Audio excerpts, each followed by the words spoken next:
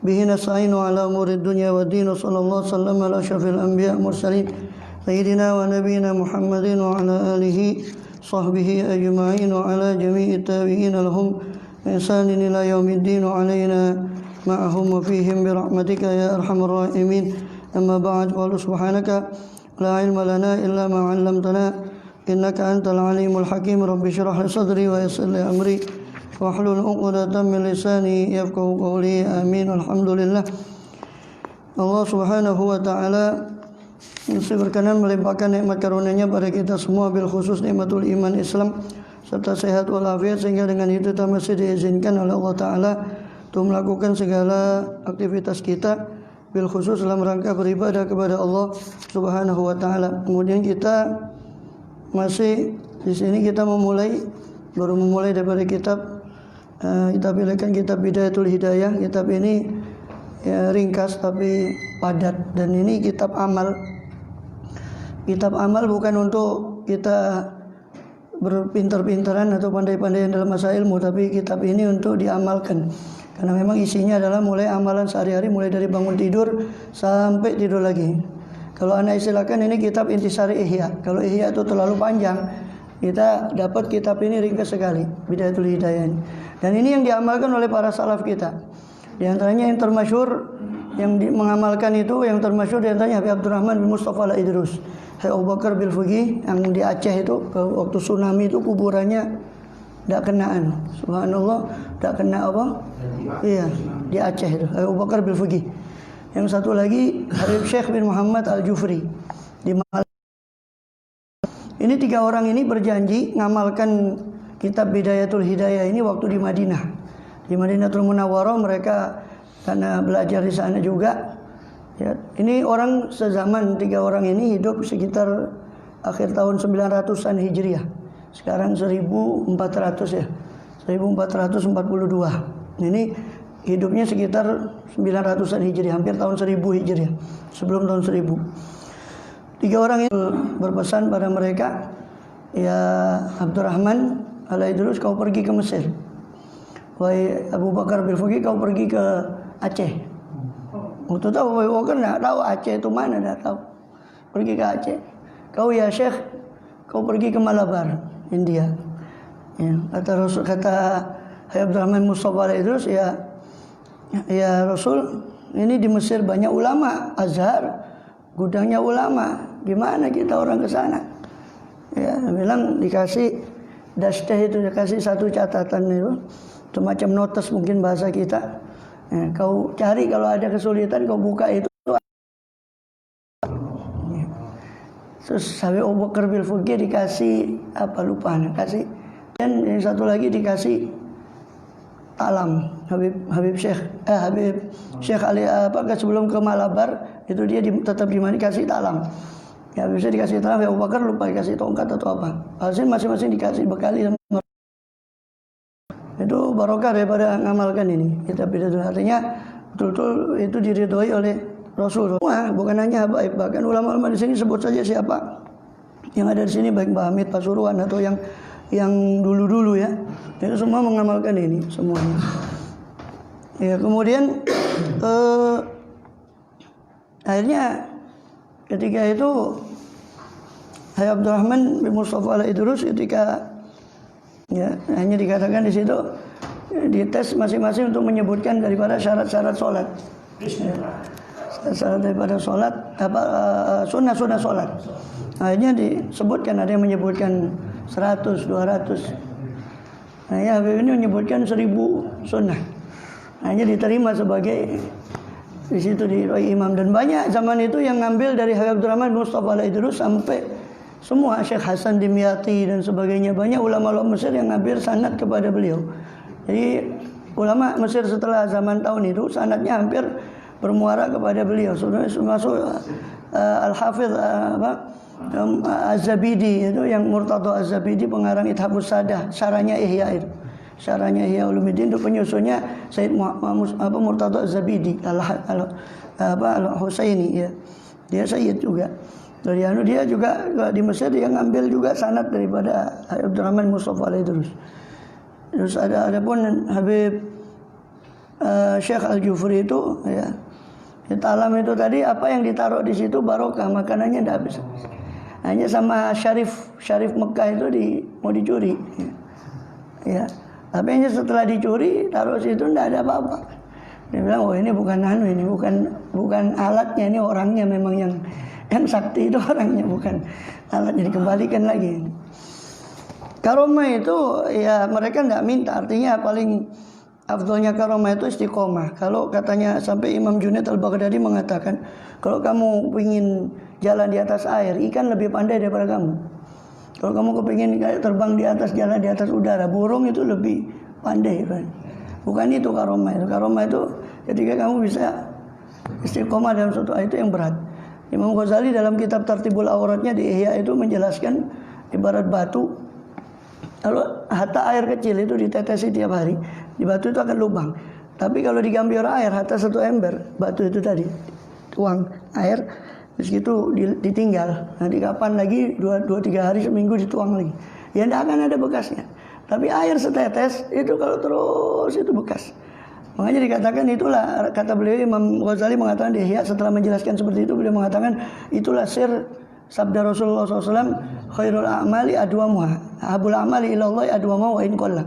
Sebaik-baik amal dicintai oleh Allah, yang paling cintai oleh Allah adalah yang paling dawam, walaupun sedikit, yang paling istiqomah walaupun sedikit. Maka kitab Bidayatul Hidayah ini kitab dasar ya. Jadi saya pernah, alhamdulillah kita pernah menghatamkan di Burda ini dulu, kitab Bidayatul Hidayah ini sampai selesai. Setelah syarah Burda itu saya ambil kitab terakhir, itu saya ambil kitab ini, apa namanya, Adab Sulukil Murid di sana itu. Karena memang itu kita baca sama Habib Syekh Musawa, Habib Syekh Musawa baca sama Habib Muhammad bin Husain Al-Idrus, menurut Habib Syekh Musawa begitu. Kitab Adab Sulukil Murid. Makanya tempo hari sempat Anda baca di situ. Ya. Bidayatul Hidayah ini langsung saja dari Imam Ghazali itu sedikit kita, walaupun Imam Ghazali beliau itu julukannya Hujjatul Islam. Hujjah itu adalah orang yang ahato bi aksari sunnah, orang yang menguasai hampir seluruh hadis, kebanyakan hadis dia kuasai. Walam yafutu minu ilal yasir, tidak luput kecuali sedikit. Jadi hadis itu semua dia kuasai kecuali sedikit yang dia tidak kuasai, itu namanya hujjah. Beliau julukannya Hujjatul Islam. Ya. Hujjatul Islam Imam Ghazali ini menguasai daripada hadis itu tadi. Kemudian juga beliau ini bernama Muhammad bin Ahmad Al-Ghazali. Ada yang membaca dengan tasdid Al-Ghazali. Kalau dibaca tanpa tasdid Al-Ghazali, itu dari Ghazalah, desanya, dusunnya namanya Ghazalah di kota Tus ya, di daerah Khurasan, provinsinya di Khurasan. Ya, kotanya namanya Tus, desanya namanya Ghazalah. Maka disebutlah Ghazali tanpa tasdid. Ada yang membaca Ghazali karena abahnya itu tukang tenun, Ghazal, tukang menenun kain. Dia dapat ma'isyahnya dari situ. Wah, abahnya ini suka sama ulama. Dia bukan alim betul. Kalau dibilang alim betul ya dia ahli ibadah, abahnya nih. Ahli ibadah, dia suka sama ulama, suka majelis ulama, majelis ilmu. Dia kepingin anaknya seperti itu. Hanya dia nabung dari hasilnya itu tadi sampai dititipkan ke temannya. Sama-sama sufi, sama-sama orang soleh. Hanya beliau tidak lama betul-betul, memang betul dititipkan, tidak lama meninggal. Si abahnya Imam Ghazali ini hanya dirawat sama temannya tadi. Sampai ya Imam Ghazali sampai dengan uang tadi itu dibelajarkan di ulama-ulama yang ada saat itu di situ. Dengan bekal peninggalan ayahnya tadi. Sampai habis peninggalan ayahnya dipanggil Imam Ghazali, ya Ghazali sekarang dia punya adik namanya Ahmad Al-Ghazali. Cuma tidak terkenal. Ahmad ini Al-Ghazali ini lebih kepada ahli sir, orang yang punya dia bukan nyusun kitab seperti Imam Ghazali, tidak. Tapi dia orang yang memang lebih terkenal daripada ahli ilmu batinnya itu. Maka ketika itu setelah Imam Ghazali ini dititipkan kepada ayahnya, sama ayahnya, dititipkan kepada temannya tadi. Tak lama uang dari ayahnya itu habis. Ayahnya habis, kemudian akhirnya dipanggil, bilang kamu sekarang uangmu yang dari ayahmu peninggalmu ini sudah tidak ada. Kalau kau ingin tetap melanjutkan daripada ilmu, menuntut ilmu, kau silakan pergi saja ada ke pondok pesantren di situ untuk yang ditanggung oleh pemerintah, ya bahasa sekarang itu negeri lah. Jadi di situ ada macam pondok ribat semua ditanggung oleh.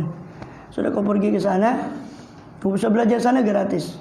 Ya, Imam Ghazali pergi ke situ dan sampai belajar di Tus itu. Kemudian tidak puas dengan di Tus, dia pergi ke Nisapur, ya. Nisapur atau Nisabur. Kemudian itu macam ibu kotanya di daerah Khurasan itu. Di sana dia ketemu dari banyak ulama di Nisabur, termasuk juga belajar kepada Imamul Haramain Al-Juwaini, dan menjadi gurunya. Sampai dia menguasai berbagai macam ilmu, akhirnya dia masuk ke Baghdad tahun 480 atau 400 berapa. Itu masuk ke Baghdad. Dia lahir tahun 450, ya, wafat tahun 505. Jadi umurnya cuma 55 tahun. Tapi karyanya, manfaatnya sampai sekarang kita bisa rasakan. Beliau sudah wafat ratusan tahun yang lalu, ya, bahkan hampir 900 tahun. Masehinya 1111 Masehi dia wafat. Hijriahnya 505, sekitar 505. Sekarang 1442. Sudah hampir 900 tahun beliau wafat.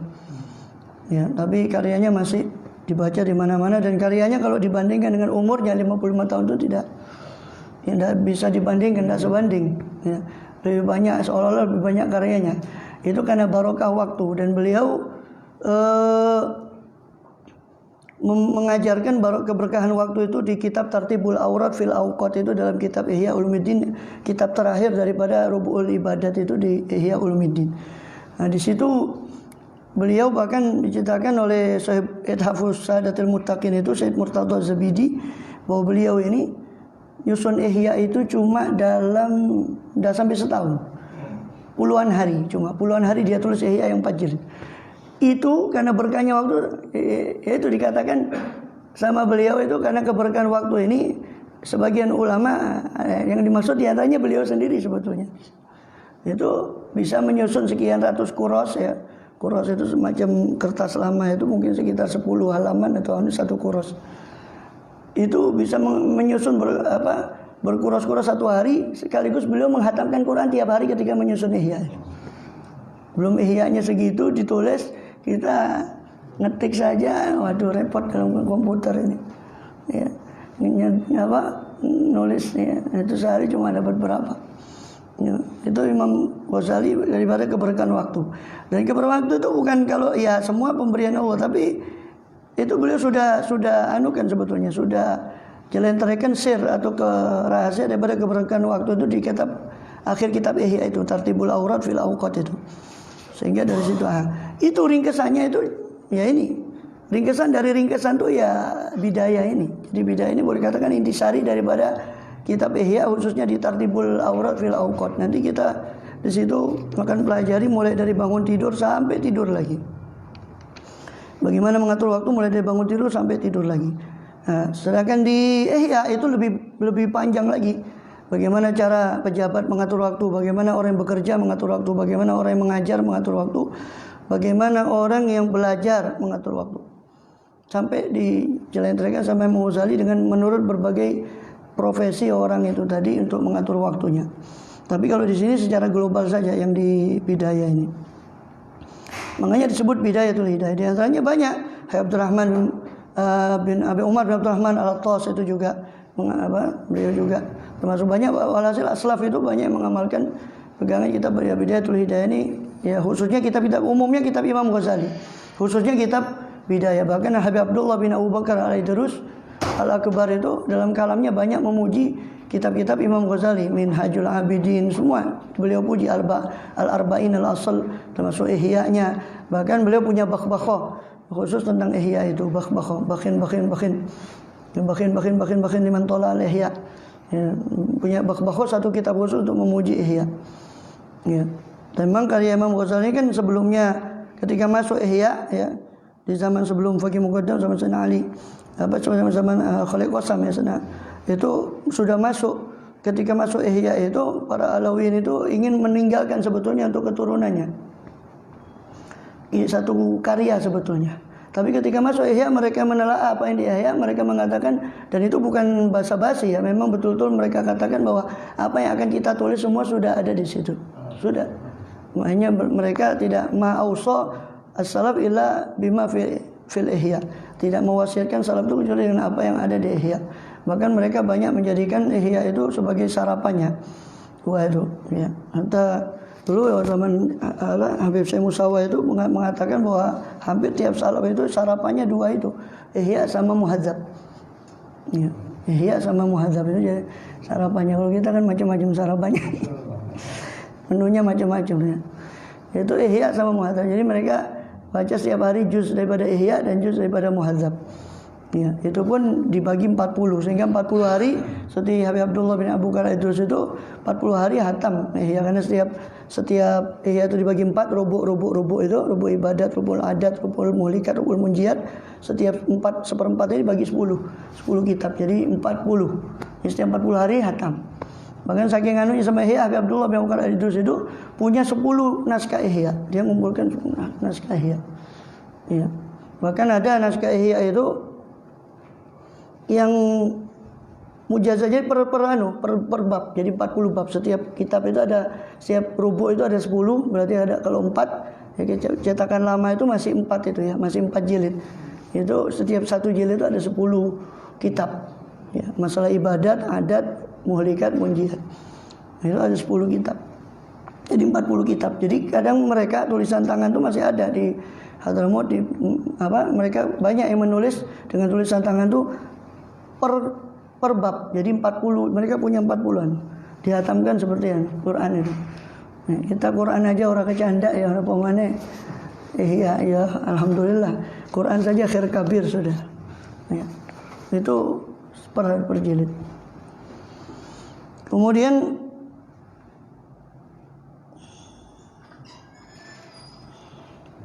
di situ kita mulai saja di Hujjatul Islam itu sampai beliau akhirnya setelah keluar di Baghdad itu beliau masuk di Nizamiyah, Madrasah Nizamiyah punyanya Nizamul Malik. Di situ Nizamul Malik itu salah satu perdana menteri, karena Baghdad saat itu adalah pusat, karena Abbasiyah itu di Baghdad. Beliau hidup di akhir masa Abbasiyah sebelum serangan daripada Tartar dan sebagainya.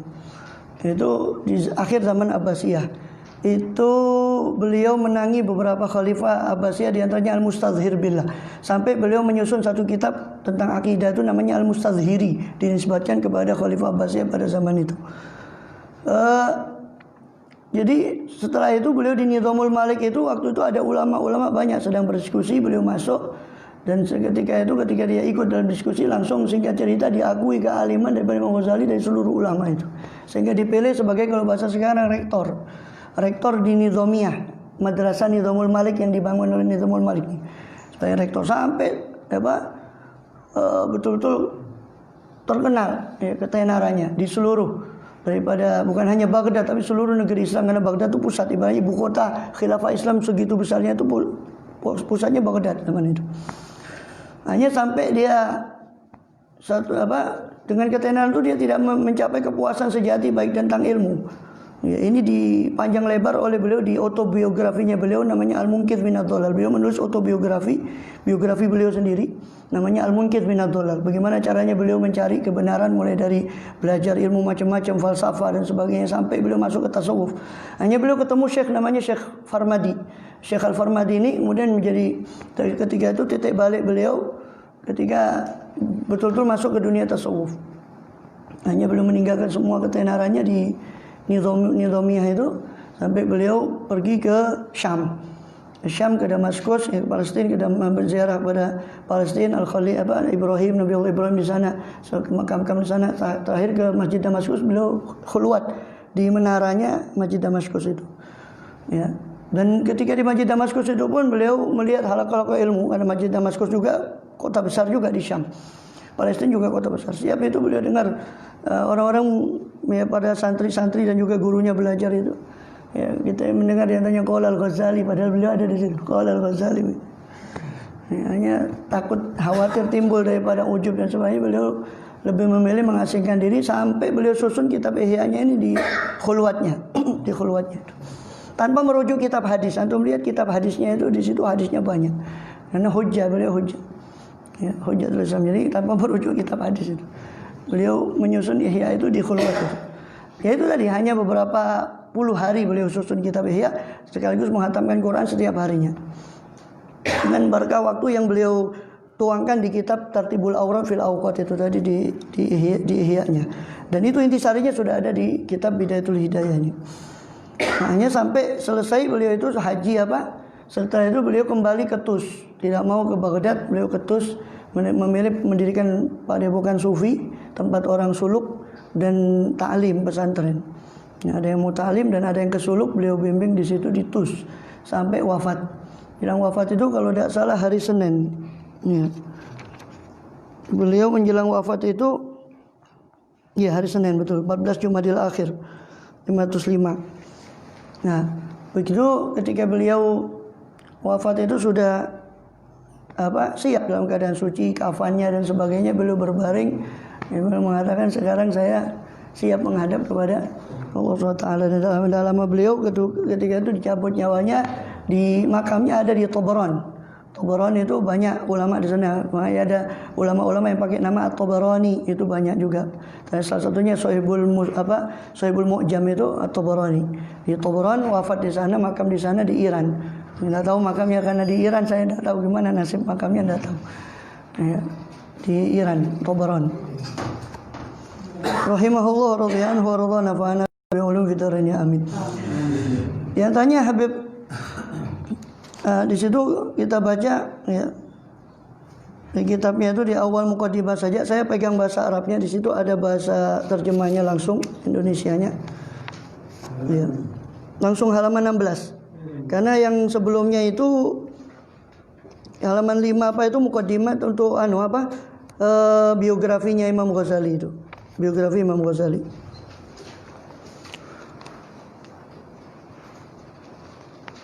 Ya. Jadi yang penting dari sejarah Imam Ghazali itu, beliau di Al-Munkir Minad Dhalal itu menyatakan bahwa ternyata setelah filsafat, ilmu otak, ilmu pikiran apapun beliau pelajari, belum sampai, nggak bisa memuaskan kebenaran yang sudah beliau capai. Sampai beliau daripada dapat dari tasawuf ilmu Wahabi yang dianukan di tasawuf itu, baru beliau mencapai ketenangan sejati dan kebenaran sejati di situ. Itu kesimpulan beliau.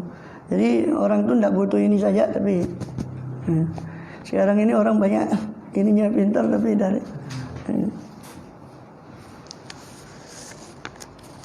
kemudian makanya hatta dunia modern kan mengenali ESQ ya, emotional spiritual quotient ya, kecerdasan emosional dan spiritual ya. Dulu IQ, ternyata setelah itu orang barat pun mengakui bahwa IQ tidak cukup, ada EQ dan SQ, emotional quotient dan spiritual quotient. Jadi kecerdasan mengatur emosional, kejiwaan, dan kecerdasan daripada hati ya, spiritual, rohani. Dan itu dicapai oleh sufi ya. Jadi ada kebenaran yang memang itu secara eksperimental, dan ada kebenaran yang sifatnya intuitif dari ilham ya. Nanti itu lebih diperpanjang lagi ketika dibahas tentang ajaibul qalb, keajaiban hati, dan sudah kita bahas waktu itu di Masjid Serang panjang lebar ketika membahas menjaga hati di Nasoidinia. Kemudian Habib Abdul Haddad mengihala untuk kepada kitab Ihya untuk lebih panjang lagi, silakan merujuk kitab Ihya. Maka kita ambil juga dari kitab Ihya itu tentang keajaiban hati, sudah lewat. Sekarang sampai Riyadhatun Nafas yang di Serang itu. Di situ beliau radhiyallahu anhu, bismillahirrahmanirrahim, qala Syekhul Imamul Alim Al-Allamah Hujjatul Islam wa Barakatul Anam Abu Hamid Muhammad bin Muhammadil Ghazali At-Tusi qaddasallahu ruhahu wa nawwara dharihahu amin. Alhamdulillahi haqqa hamdih wassalatu wassalamu ala khairi khalqihi Muhammadin rasulihi wa abdihi wa ala alihi washabihi min ba'di wa ba'd. Segala puji bagi Allah haqqa hamdih, dengan sebenar-benarnya pujian. Wassalatu wassalamu ala khairi khalqi, dan salawat dan salam atas sebaik-baik makhluknya Allah, sallallahu Muhammadin rasulihi wa abdihi, yaitu Nabi Muhammad rasulnya dan hambanya, wa ala alihi wa sahbihi min ba'di, dan kepada keluarga beliau dan sahabat beliau setelah beliau, min ba'di. Wa ba'du, adapun setelah itu. Ini setelah hamdalah dan salawat, dan ini mesti ya, basmalah, hamdalah, salawat ini mesti ada dalam awal kitab. Bahkan salaf kita melarang anak-anaknya itu mempelajari kitab yang di situ tidak ada basmalah, tidak ada hamdalah, tidak ada salawat, karena tidak ada barokahnya ya. Dan ini termasuk itu termasuk daripada memperhatikan kecerdasan batin. Ya, kalau kecerdasan pikiran tuh hatta kitab apa saja kalau dia pahami dengan betul, insya Allah dia menguasai materi itu. Tapi kalau urusan kecerdasan batin itu ya tidak cukup dengan sesuatu yang dianggap secara zahir itu. Tapi ada beberapa faktor yang mempengaruhi. Salah satunya keberkahan, yang namanya barokah itu kan gaib. Barokah itu gaib, namanya ziyadatul khair.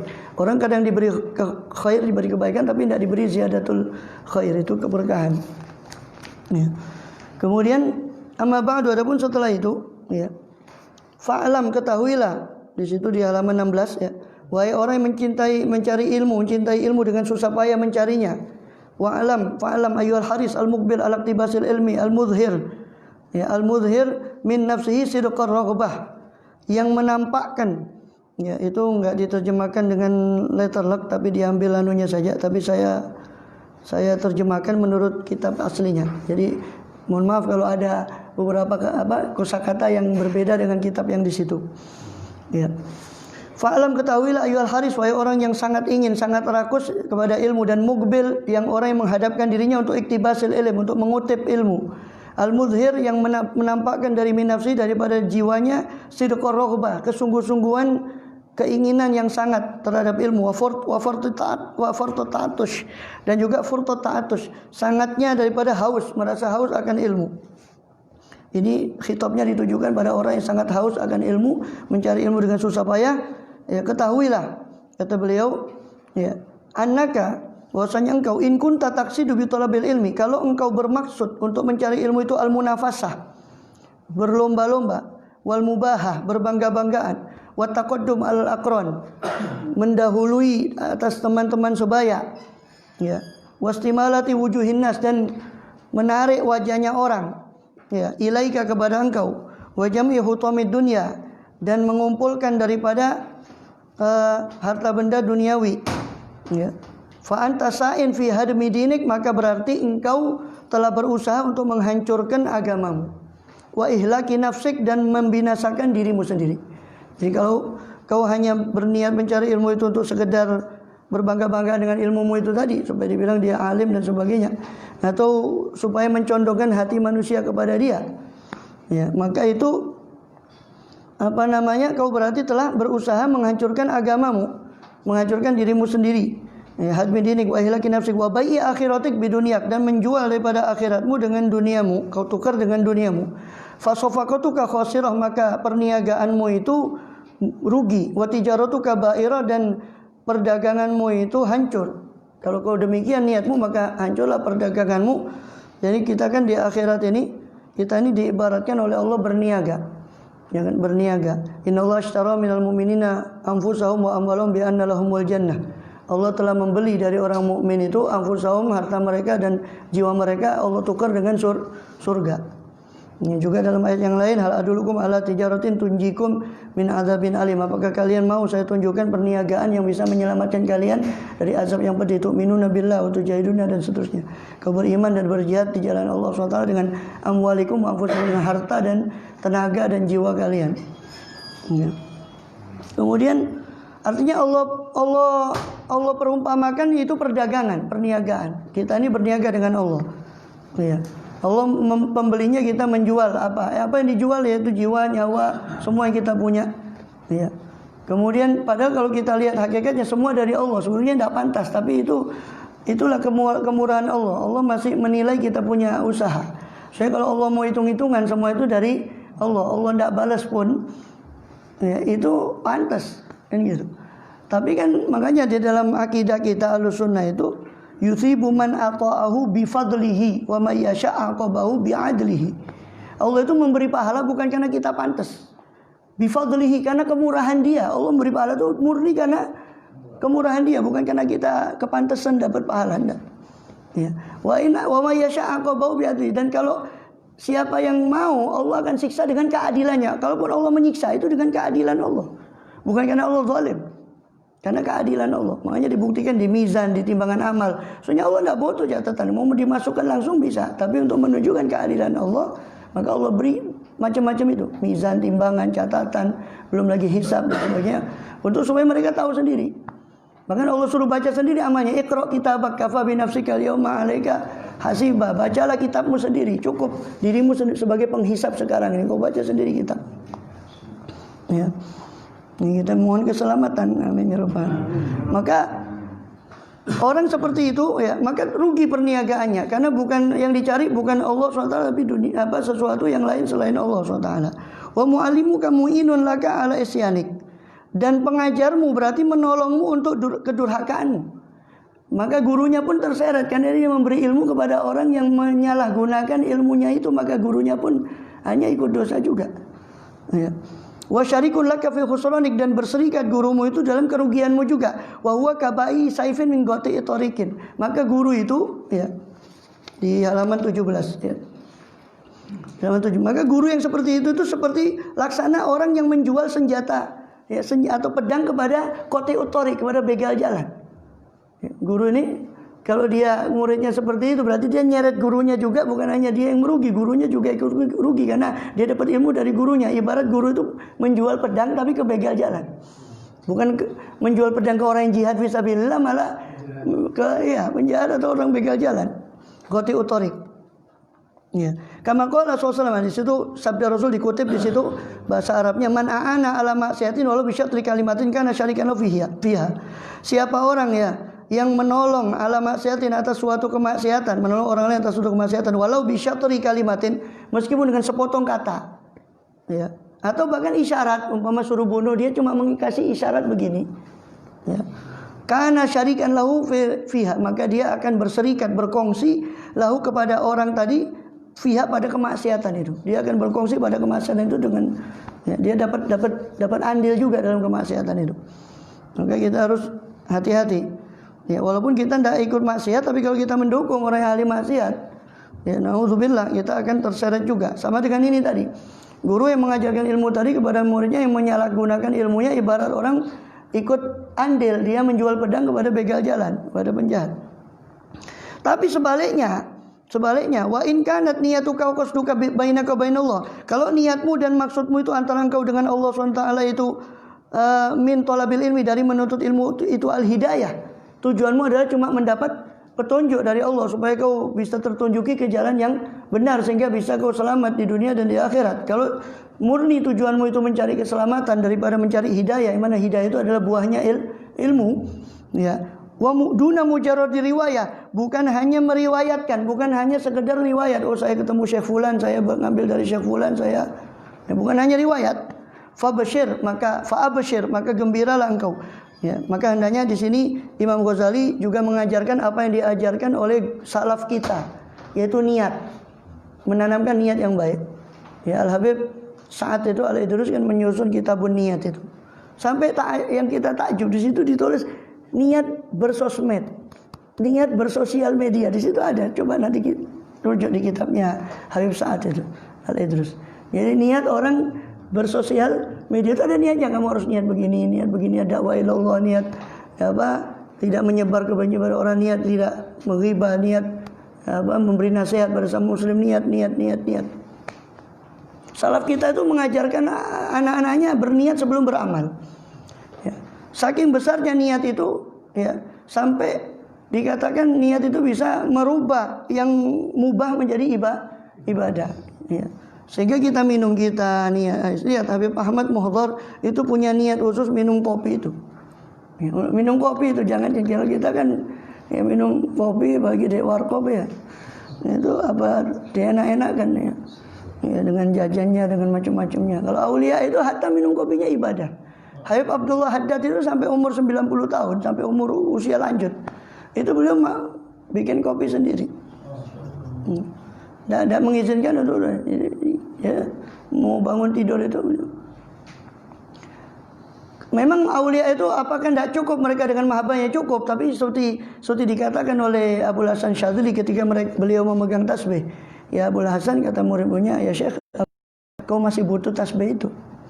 Kau sudah ingat sama Allah. Dia bilang, ini tasbih yang dulu menyampaikan saya kepada Allah, maka saya masih tetap ingin memegangnya. Karena ini yang menyebabkan saya usul kepada Allah SWT. Ya.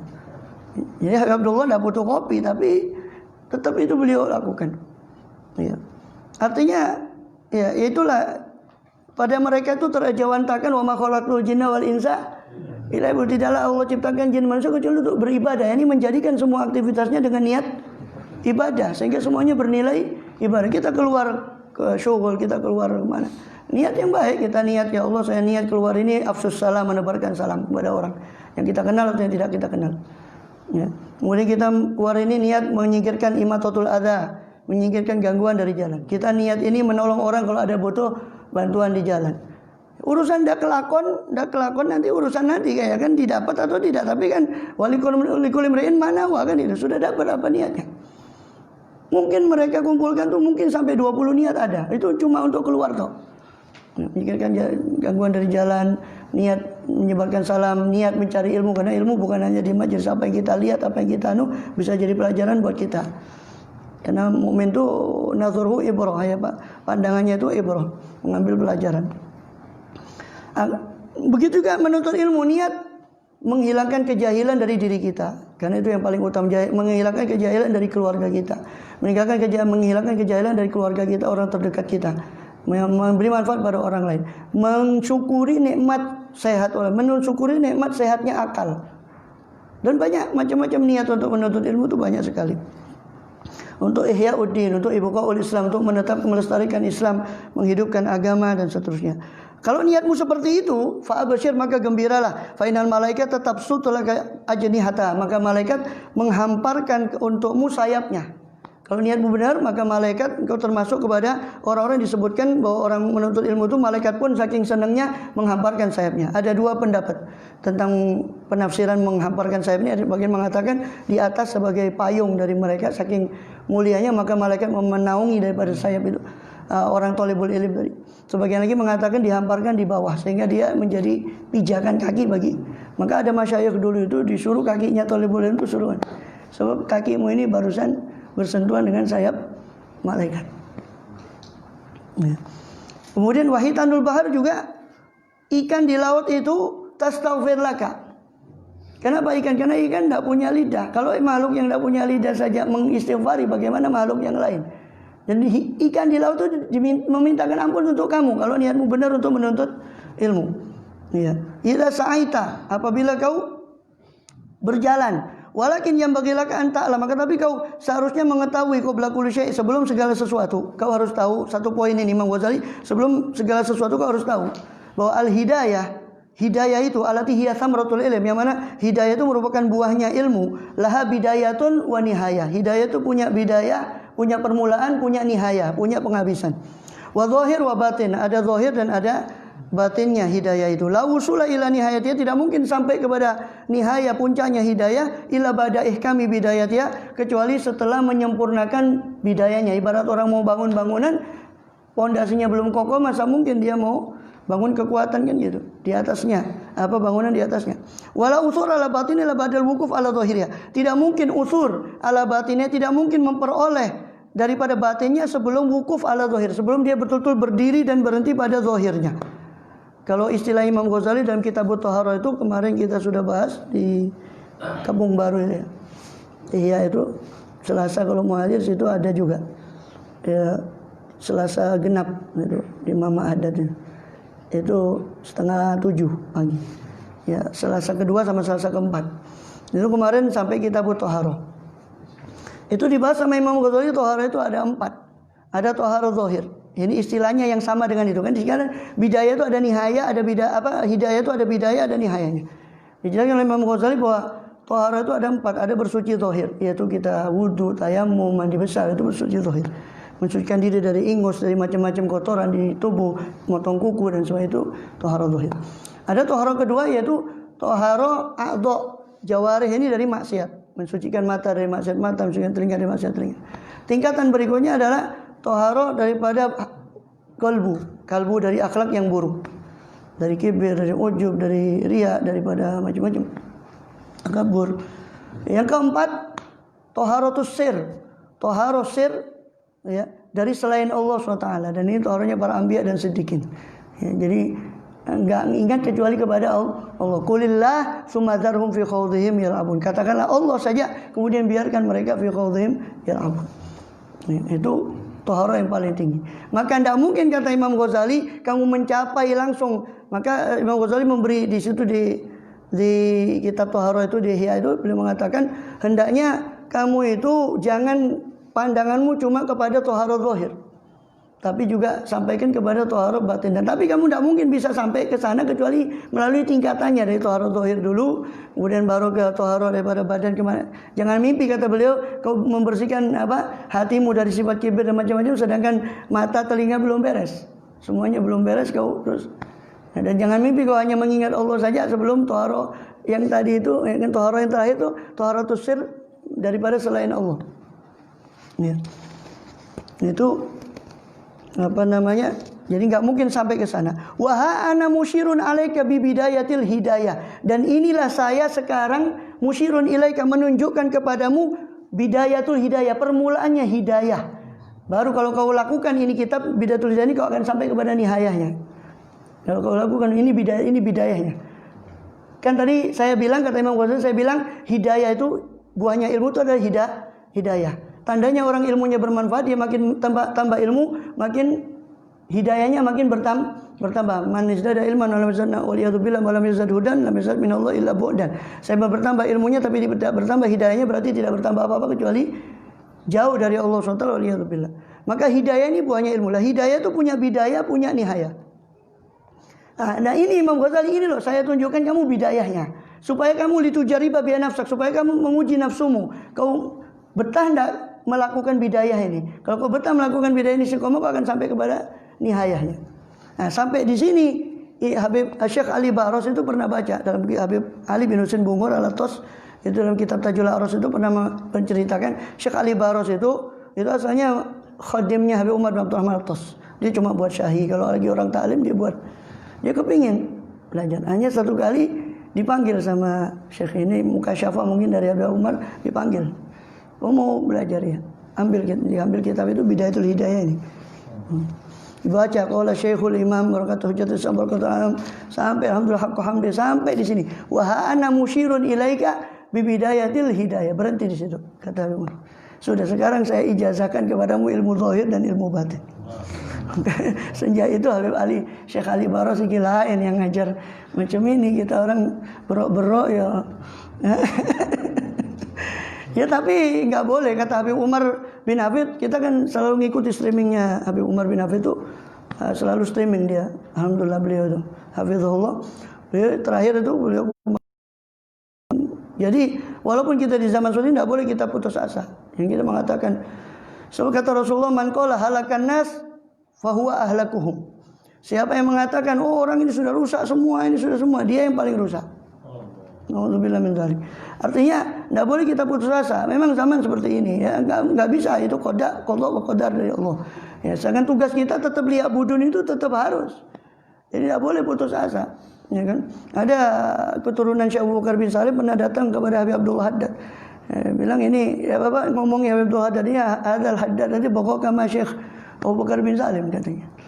Yang kata dipanggil sama Sayyidina Imam Haddad radhiyallahu anhu, bilang yang ngasih Datuk Syekh Abu Bakar bin Salim itu siapa? Yang ngasih beliau itu siapa? Allah. Allah masih ada enggak? Ada, ya sudah, wasaki baki. Ya. Yang ngasih masih hidup Allah SWT. Siapapun yang berjalan seperti di jalannya, ya kan? La taqul qad dhahabat arbabuhu kullu man sara ala darbi wasal. Jangan kau katakan sudah pergi itu arbabu, sudah pergi orang-orang yang. Nah, di situ ada bisyarah dari Habib Abdul Haddad di kitab Nasuhah Diniyahnya. Kalau kamu tidak mendapati orang-orang seperti itu, maka kutubuhum, kitab mereka masih ada. Maka seolah-olah kata beliau itu sungguh bisyarah bagi kita di akhir zaman. Kamu duduk kata Habib Abdul Haddad dengan di majlis itu dibacakan kitab mereka, sama kamu dengan duduk dengan mereka. Ya, mudah-mudahan kita tidak diharamkan daripada syiar atau barokah beliau radhiyallahu anhum nafa'ana bihim amin. Ya. Sampai di situ hana musyirun ilaika bi bidayatil hidayah. Ya, sampai di situ dulu ya. Wakafnya di situ. Beta dapat ya. Tapi ini ya, jangan putus asa.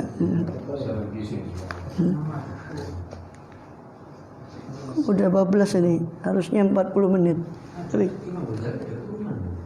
Enggak, kita tidak pernah dapati, wallahu alam. Apa keterangan ingor atau apa tidak, apa yang jelas kita tidak pernah mendapati keturunannya. Wallahu alam.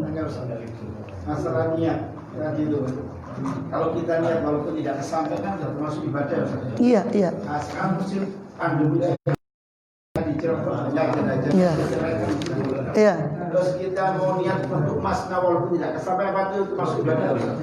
Begini, niat itu tidak kesampaian, betul. Itu walaupun ibadah dengan syarat betul-betul tidak kesampaian. Artinya ada halangan syar'i untuk itu. Makanya dilanjut sama Habib Abdul Haddad, keterangan itu dilanjut di Risalah Muawana. Itu hadza fin niyati allati la yakdzibuhal amal. Kasus ini saya katakan adalah dalam niat yang tidak didustakan oleh amal. Tapi kalau niat didustakan oleh amal, dia niat begini, wis pokoknya lah niat engko iso apa jarene. Tapi niatnya sudah tidak betul, dia hanya tidak dilaksanakan. Yang penting nih niat. Ini namanya yakdzibuhal amal, berarti niat itu didustakan oleh amal. Jadi syarat sidqun niyah itu adalah tidak didustakan oleh amal. Itu syarat sidqun niyah. Dan satu lagi poinnya, bahwa satu yang tidak bisa dijadikan ibadah yaitu maksiat. Maksiat bagaimanapun. Terus ini apa? Lihat orang cantik ya, tafakur fi khalqillah. Oh ini tafakur, tidak bisa. Maksiat itu tidak bisa dirubah oleh niat itu menjadi ibadah. Yang bisa dirubah itu mubah. Sesuai mubah makan, minum, tidur kita. Nah, itu mubah.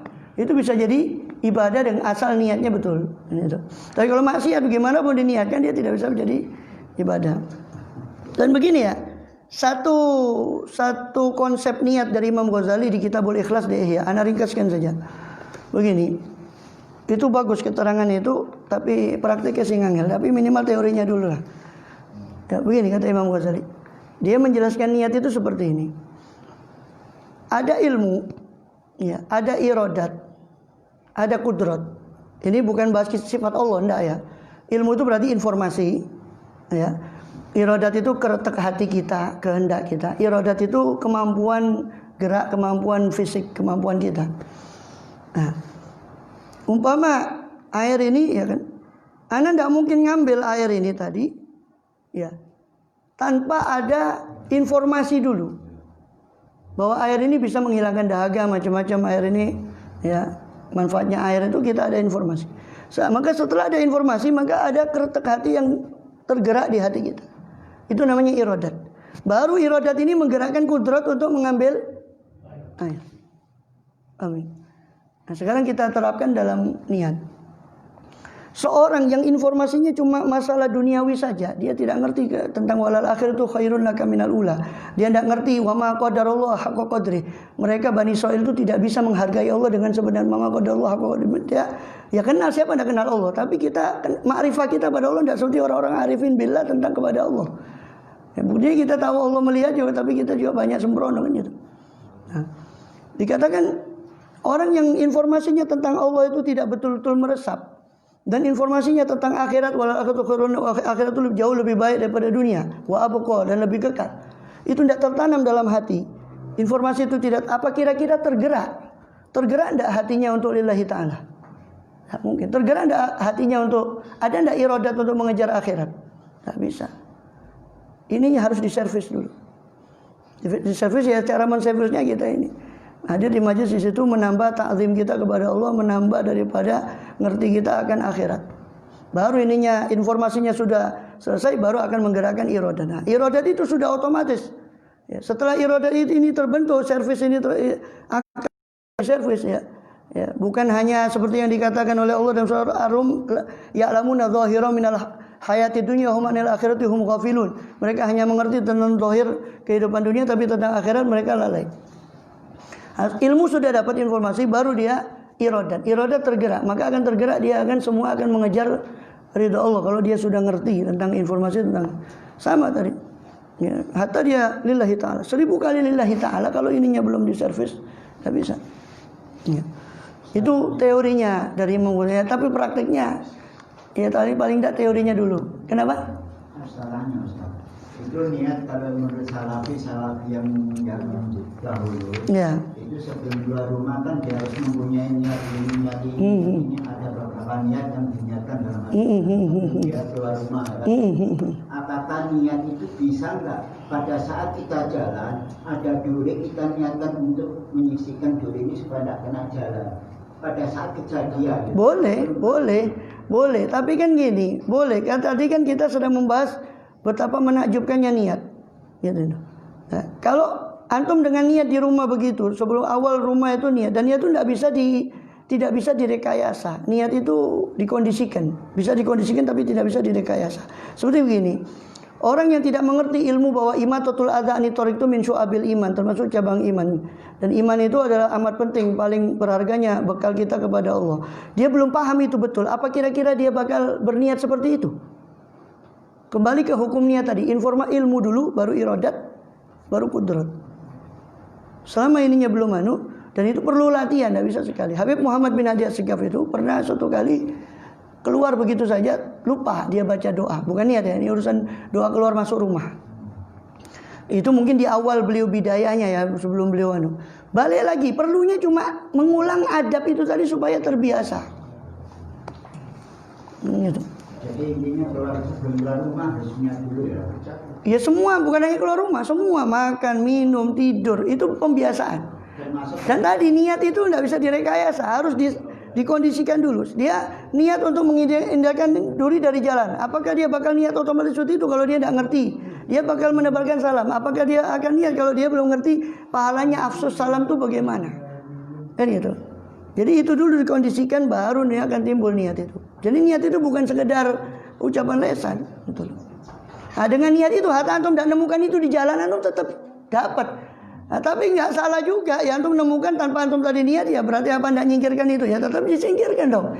Nah, tapi beda dengan antum niat dulu, apa yang antum niatkan itu bakal dapat. Ini sebetulnya ada doa atau niat ringkasan untuk melakukan semua. Nah itu kitabun niat itu Habib Abdullah Al-Idrus, Habib Muhammad Sa'ad Al-Idrus itu sudah menyusun kitabun niat itu. Ya caranya belajar terus, dari situ dia akan kitabun niat, tapi sudah belum diterjemahkan. Sudah. Oh ya bagus. Itu beli di sudah diterjemahkan, bagus itu. Nanti coba antum. Hah? Oh, khusus majlis ini gratis nih. Coba. Iya. Iya, ditampung nanti di. Iya, Beb, itu butuh pembiasaan, enggak bisa. Seperti tadi paham ya teorinya ya. Jadi itu akan menggerakkan keretek hati, baru keretek itu akan mengatakan. Ya. Ya seperti tadi Habib Abdullah Al-Haddad, para salaf itu niat kopinya itu bukan seperti kita, terus dinikmati ya, ta'anas ya. Bukan gitu. Mereka itu kopi itu kalau sudah ininya mantep ya, klik sudah kepada Allah dan akhirat, semua iradatnya akan ke sana. Kalau ininya sudah klik. Kalau belum klik itu masih maksakan. Tapi ya bagus daripada dasarnya memaksakan itu, memang awalnya semua itu dipaksa. Kata pepatah Arab, bidayatu syai' su'batun wa su'ubah. Permulaan segala sesuatu itu sulit dan menyulitkan. Memang enggak bisa langsung. Orang sekarang kan semua zaman instan, semuanya mau instan. Simsalabim abrakadabra. Enggak bisa. Sedangkan salaf kita dulu mujahadah berapa tahun. Jangan gambarkan mereka sudah jadi. Bagaimana mereka, makanya Habib Muhammad bin Hadi itu paling tidak senang kalau orang itu cuma baca karomat-karomat saja. Dia tidak senang itu, bukan mengingkari karomat lah, bukan. Tapi kamu tidak bisa niru itu. Yang kamu bisa niru itu bagaimana mereka mencapai itu loh. Ya. Allahu a'lam. Seperti Syekh Abubakar bin Salim ya Pak. Sebelum itu tiap masjid itu kan diisi sama dia. Sebelum fajar dia. Wasri masjid dia mandi situ apa? 2 rakaat situ, terus semua masjid itu mujahadahnya. Jangan lihat sudah jadinya. Kita mujahadah kita sama jauh dibandingkan. Wes Allah di Bidayatul Hidayah ini sudah bagus kalau memang sudah bisa istiqomah. Itu saja. Enggak usah mujahadah macam-macam kan gitu. Makanya di antara doanya Habib Abdul Haddad kan gitu, jamilna bil afiyah, hakikna bitaqwa wal istiqomah, itu di antara doa beliau. Wallahu a'lam. Ini sudah bab 11 ini. Karena orang itu secara teori pendidikan dia bisa konsentrasi itu 40 menit. Setelah 40-30 menit gelambiar. Jadi sudah habis. Ini ada sesi kedua. Biasanya anak-anak ini baca Ihya di rumah, anak pindah kemari. Jadi daripada anak ke sana lagi, Ini sebenarnya tadi 4:30 harusnya sesinya ihya. Harusnya. Bawa ya. Sampai mana terakhir? Ya kalau mau ikut silakan, terserah. Ini memang anak-anak ini sudah baca ihya baru sampai Kitabul Ilm, baru pertengahan Kitabul Ilm. Sudah lama di rumah di Baiti dulu baca. Betul, ada udah bawa Mat, bawa. Katanya perasaan Syatiri ada yang bilang itu cukup dengan hidayah dan ihya. Iya sudah cukup. Semua sudah. Ihya lagi, jangan ihya. Ya ini intisarinya. Intisarinya di sini. Ihya kepanjangan. Ihya sama hidayah. Iya. Ini saja untuk mutakhirin, apalagi orangnya itu kan harus punya. Dalam Islam manajemen itu ada rencana strategik.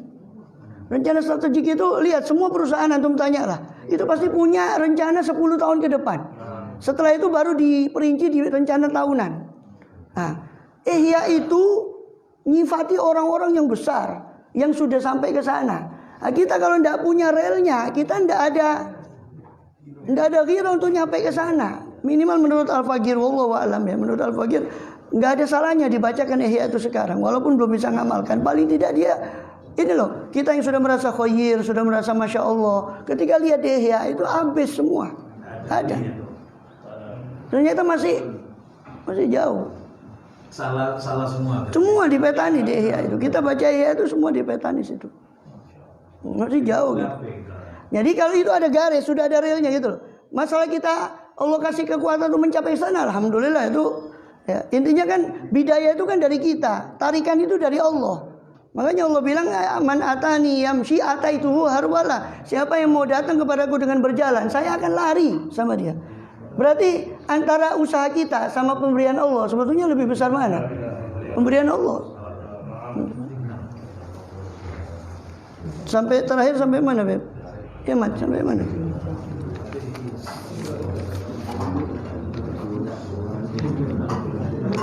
Kalau mau kajian ihya itu di Facebook saya ada. Itu tersimpan dari mulai yang dulu sampai sekarang.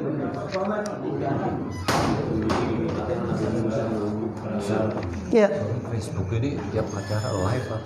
Live. Tiap acara live. Tiap acara. Hampir tiap acara live kan semua. Masya Allah. Di Facebook kan kalau mau lihat. Iya, Masya Allah. Ini terserah mau enggak apa-apa. Ini coba langsung sekalian. Subhanakallahumma bihamdika asyhadu an la ilaha illa anta astaghfiruka wa atubu.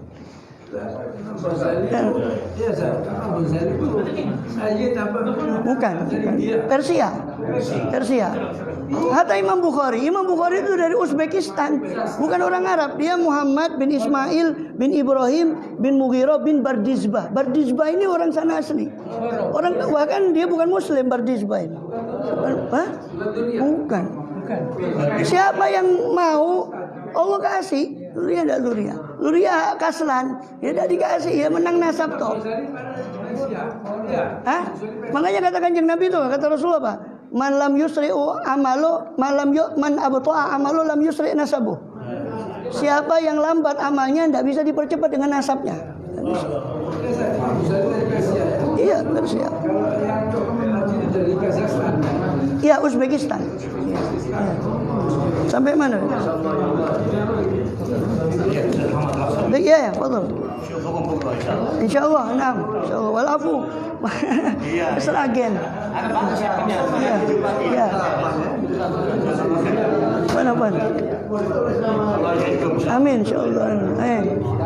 Ya kan afwan. Dawatukum insyaallah. Amin insyaallah. Sampai mana, Beb? Afatul ilmi ya.